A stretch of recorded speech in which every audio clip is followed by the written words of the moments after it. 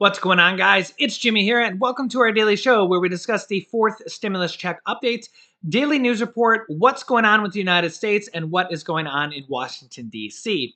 If you're new to the channel or if you haven't subscribed yet, make sure to subscribe down below. I will keep you up to date with everything going on with the next stimulus package that is $3.5 trillion that the Democrats are going to pass on their own with the reconciliation process. They're in the process of doing that right now. The Democrats have passed two portions of that, two parts of that. They had two votes on that this week where they passed, again, two portions of that. It's not finalized yet. They have not brought the bill forth yet, but we will be seeing that here hopefully shortly. Those two votes went forward with a 50-vote yes. All 50 Democrats voted yes. And all Republicans voted no. 49 Republicans. One Republican was not there to vote. And they've moved forward with two preceding votes in this process of voting forward with the largest stimulus package yet to date at $3.5 trillion, known as the American Families Plan. I will be keeping you up to date with everything going forward with that next stimulus package, as well as what is going on with our country. So we got a lot to cover, so let's jump right in. Also, thank you for giving these videos a like. It really helps out our channel and shows the YouTube algorithm that you like our videos. Two new major cities have now announced new vaccine requirements or new vaccine mandates. San Francisco, as you can see here on the screen, will require residents and visitors to prove that they're fully vaccinated against the virus for a number of indoor activities such as visiting restaurants, cafes, bars, and gyms, Mayor London Breed announced Thursday during a press conference. The order will require businesses to verify vaccination status prior to entry. This goes into effect on August 20th. Quote, "This is to protect kids. It is to protect those who can't get vaccinated." Interesting choice of words there. "It is to make sure that we don't go backward. It is to make sure that I never have to get up in front of you and say, 'I'm sorry. I know we just reopened and now the city is closed again because we are seeing too many people die.' Proof of vaccination will be required for all customers and staff. Staff will need to be fully vaccinated by October 13th. This requirement does not include people ordering takeout," Breed clarifies. "It also does not apply to people who are ineligible to be vaccinated, which means kids under the age of 12. Again, this is for San Francisco. And also, New Orleans just announced that they also will require proof of vaccination or a negative test to enter certain indoor venues. This is becoming a trend. We have also seen New York City and Los Angeles were the first two major cities to announce this in previous days, and we're starting to see more and more cities, government organizations, private companies and corporations, and the military. We're seeing this happen really just within the last few weeks. It's now starting to snowball, and we're starting to see this happen in really a large amount of just really everywhere. I mean, literally every single day I'm seeing news articles like this for cities, companies, the government, literally across the board. Now, this comes as the U.S. has crossed over a 70% vaccination rate for people that have at least one shot and over a 60% vaccination rate for people that are fully vaccinated with two shots of Pfizer and Moderna or one shot of Johnson & Johnson. But despite that, there are headlines like this from today.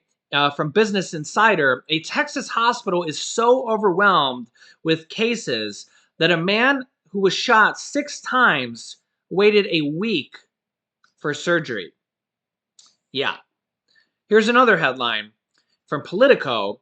Children's hospitals are swamped with patients, and it may only get worse. saying that a number of kids infected is soaring as the highly contagious Delta variant spreads and schools reopen, pushing children's hospitals around the country to the brink. Nearly 1,600 kids were hospitalized last week alone, according to the CDC, the Center for Disease Control and Prevention. A new 7-day record and a 27% increase from the week before.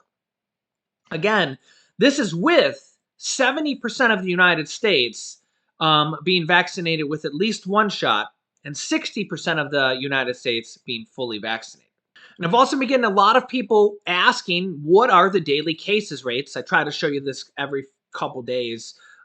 Yesterday's cases, 186,000 new people tested positive for the virus yesterday.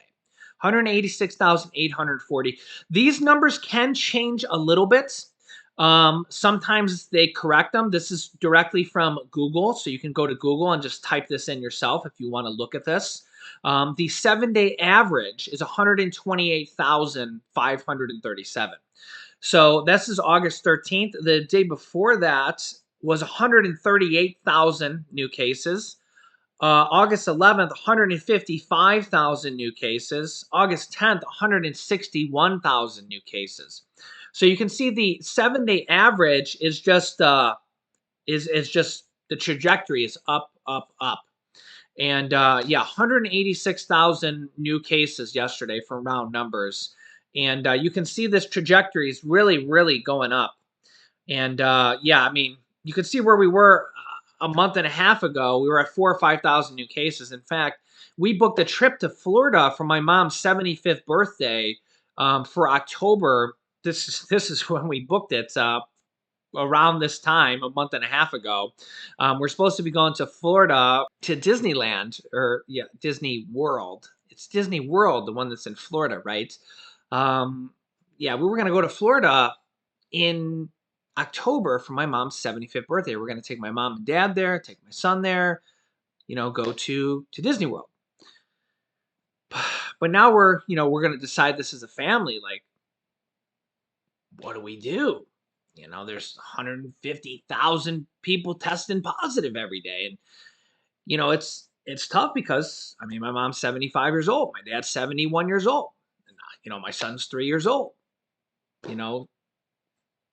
and it's one of those things. We could go on the trip and be totally fine. But we also could go on the trip and, heaven forbid, they catch COVID. It also could be pretty terrible. Yeah. And I mentioned to you guys in the last video, at the end of my last video, that our son, who's turning 3, is supposed to be going to preschool next month. Yeah.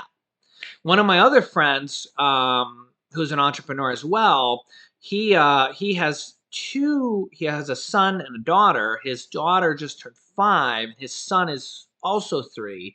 He actually decided not to send his kids to school. And I read a lot of your guys' comments in the comments section that a lot of you guys are going through this same situation. Do you decide to send your kids to school? Do you not? It'd be a different situation if your kid's in 5th grade or 6th grade or 10th grade. Because I mean, everybody's got to make their own personal decisions. If my kid was in 5th grade or 6th grade or 7th grade, I would send their kid to school. But for preschool, it's a different situation because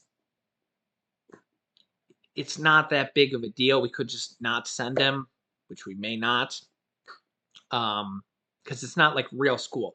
Like for 5th or 6th or 7th grade or something like that, I'd probably just send this kid to school. Just my personal situation. You obviously may have a different opinion. But when it comes to a vacation, but it's my mom's 75th birthday. The other thing is our 10-year anniversary is in less than a month. It's, let's see here, it's August 14th. It's September 4th. So what is that? That's in like 3 weeks, 4 weeks. Yeah, 3 weeks. So we were thinking about doing a trip for that. And now we were just going to do a road trip to like Myrtle Beach. And we might not do that either. So this pandemic is just really just, Yeah, it's just we have like these once in a lifetime, 10-year anniversary. Your mom's turning 75. These are like once in a blue moon type of things, right? Like how often do you have a 10-year anniversary? How often does your mom turn 75? Like these are type of things that like you want to do something special for. And I understand like it's not a big deal if we don't, but like we already booked Disney. Like we already booked a room. And we're in Ohio. It's one of those things that we're going to fly for. We can cancel it, and we're thinking like maybe we'll do something different. Maybe we'll go to like a beach that's like secluded and not be around like Disney's different because it's like there's thousands of people there, right? Maybe we'll go to like Hilton Head, where it's like a secluded beach in South Carolina where there's not going to be like 10,000 people around us. Or maybe we'll go to like a cabin in the woods. There's like some cool hiking hills, like caves and stuff that we could go to around here. Or we'll go camping. We like to go camping. I'll still be doing videos and stuff. I can film some videos in the morning, and then we can, jump off and go to the beach and stuff like that. But alas, these are kind of like the decisions that people are like have to go through. Like, do you send your kid to school when there's 150,000 people testing positive every day? And like just a month ago, we had 5,000 cases a day, a month and a half ago. And I see you guys in the comments, it's like the same thing. And a lot of people are deciding the same type of things. Do you go back to work? A lot of people are literally deathly scared to go back to work. I see your guys' comments saying, yeah, like I'm scared to go back to work. And it's like, yeah, a lot of people, if you have health problems, you know, literally some people are scared to go back to work because they have health problems. And if they catch COVID, they're literally scared for their life. Now, not some people are, might not be scared. Some people are not worried about it. I understand everybody's a little bit different. Some people are scared for the children. Some people think it's not a big deal. If you catch it, you have a 99.9% chance of surviving. So it really just depends on your side of the aisle. You can let me know your thoughts in the comments. But this is it's like if you go on a vacation that you don't really need to go on, and your mom gets sick, it's just like, but on the other hand, it's like we could go and could be no problems at all, right? We could just go have the time of our lives, and it could be something we remember forever, and we'll be like, oh, we'd be so happy that we did it, and memories last a lifetime. Yeah, let me know your thoughts. Meanwhile, the Democrats and the presidents are having some big decisions too. You can see here this headline: August turns into a month of crises. They're dealing with this same pandemic here. Biden stares down a pivotal moment of his presidency as they're fighting with their own Democratic Party to pass this package. They are going to end up passing this package. Remember, the first two votes, all the Democrats voted for. We're seeing some headlines here. I got a lot of tabs open right now. But we're seeing some headlines like this, 9 centrist House Democrats threaten to oppose the budget without the infrastructure package. And we're seeing some headlines like, Joe Manchin and Kirsten Sinema aren't sure about voting on the infrastructure package. But I think if you've been watching this, you know that Joe Manchin and Kirsten Sinema, they're going to vote yes on this package. The other thing we're seeing here, and again, they voted yes on the first two votes of the stimulus package. There's also 9 Democrats, as you can see here, that are kind of saying they want to vote on the infrastructure package in the House now. In fact, the House is going to be coming back here in the next few days to start the voting process on the infrastructure and the stimulus package. I'm not sure what they're going to be doing here because the Senate still has to pass it first. So, I mean, we'll see what maybe they're just like gearing up and getting their paperwork ready and kind of getting all their stuff ready, right? But it's both the House and the Senate kind of have their own like the Democrats, because again, they're passing this bill without the Republicans on both the House and the Senate. They're both kind of have a battle because we have the moderates from both the House and the Senate saying they want to pass, and again, there's a battle on both sides. So, for example, in the House, they're saying there's 9 moderates saying they want to pass the infrastructure package right now. But then the progressives are saying, no, we don't want to pass the package right now. we want to pass the stimulus package and the infrastructure package at the same time. Okay. So there's more than 9 moderates that are saying, no, we're going to wait. So chances are these 9 moderates are just going to have to wait. Just like Joe Manchin and Kirsten Sinema are saying, well, we're not sure if we're willing to do $3.5 trillion. But then we also have a lot of Democrats saying that we want to do more than $3.5 trillion. So just because the 2 Democrats saying they're not sure that they want to do $3.5 trillion, we have other Democrats saying they want to do more than $3.5 trillion. It's a balancing act. When all is said and done, there's like a 99% chance they're all going to come together and vote yes. We know this because this is what they did with the 3rd stimulus check package, and they already voted twice in the Senate on the procedural votes to move forward, and Kirsten Sinema and Joe Manchin both voted yes to move forward with the stimulus package. In fact, here is one of the headlines from one of their late night sessions on August 11th from 3 days ago at 4 a.m. Yeah, they literally worked till 4 a.m. And you also scroll down here, you can see they voted after more than 14 hours of votes, or 14 hours of being on the floor, they voted 50 to 49. So all 50 Democrats, Joe Manchin and Kirsten Sinema, voted together to pass the first 2 votes of the stimulus package.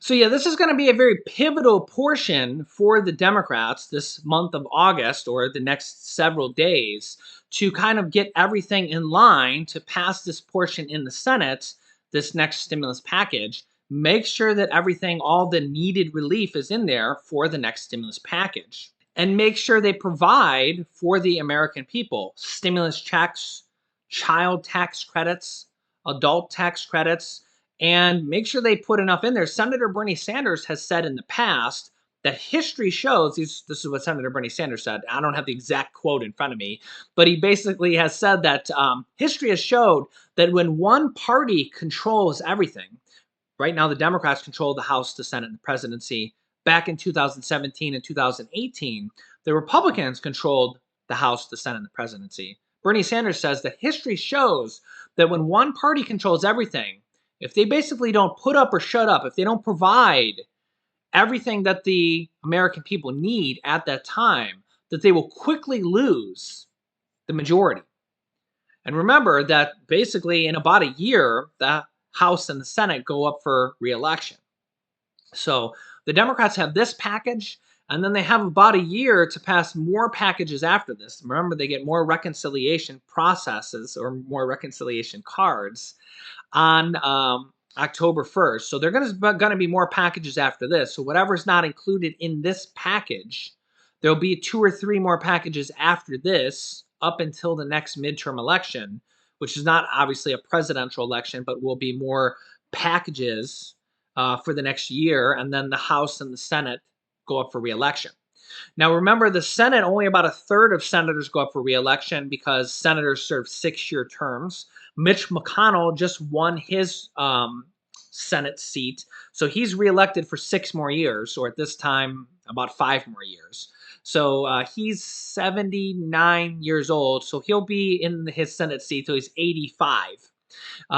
But the House of Representatives, they serve only 2-year seats. So Nancy Pelosi, who is 81, she's up for a 2-year term. So every 2 years she's up, and she's been winning her Senate seats as well every 2 years for like the last 30 some years by landslide. So yeah, so all the House of Representatives is up for re-election. And the House actually just went through a restructuring by seats. So the Republican states actually won a few seats because of the new census. So the Democrats are actually losing a few seats, like states like Texas and a couple Republican states won a few more seats based on population because of the new census. So the next election for the House, remember, Senate stays the same because it's 2 seats per state, but the House is based on population. The House next election is going to be very, very, very tight. And it's really anybody's game. So we're going to see who wins the next election.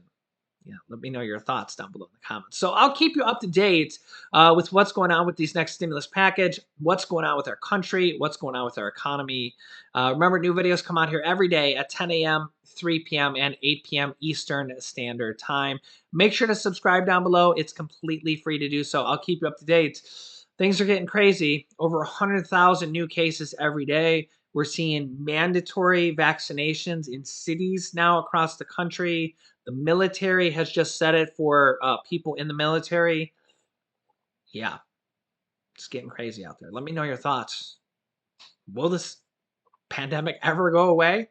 You can click this video here to watch my newest stimulus check video next. And this video is my newest video about Social Security raises. So click on one of those videos next. Thanks, guys, and I will see you in the next video.